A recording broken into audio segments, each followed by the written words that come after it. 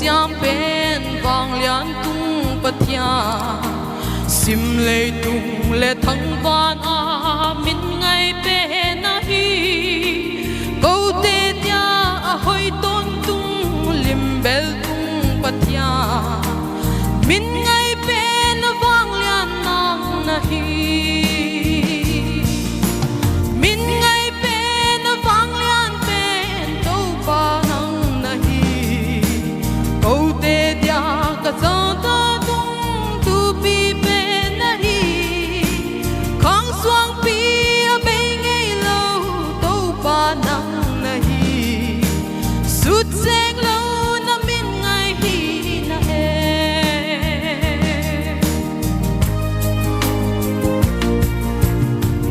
lâu để mi si tê giống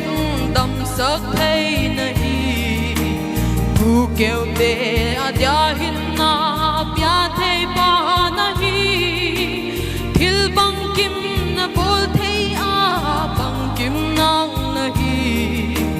thu pi pe na vang lian không phát tung min ngay pe na vang lian pe đâu ba hong phát tung câu tê dia ka pa thia nu thu pi pe na hi khang suang pi a be ngay lâu đâu pa nang na hi sut seng lâu na min ngay hi na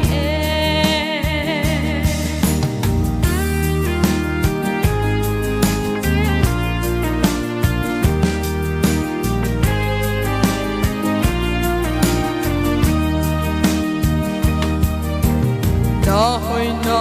a hong lang zel na mi te a din ni sim a ka tak sa pu hong pya zel pa thia khat tang hon nu sia ngai lo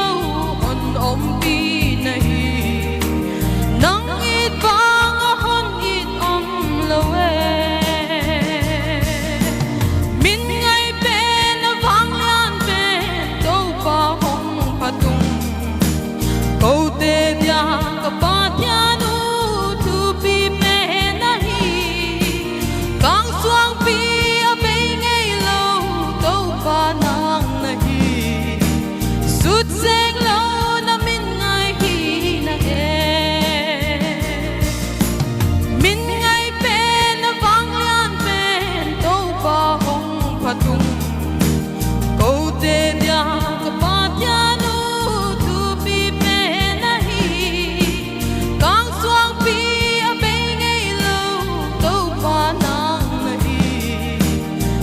seng lâu na min ngay hi na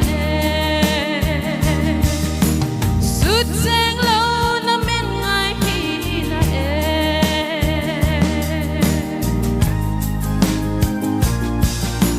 Ra quang san hiện tại mình sẽ tiêu thử cơ thể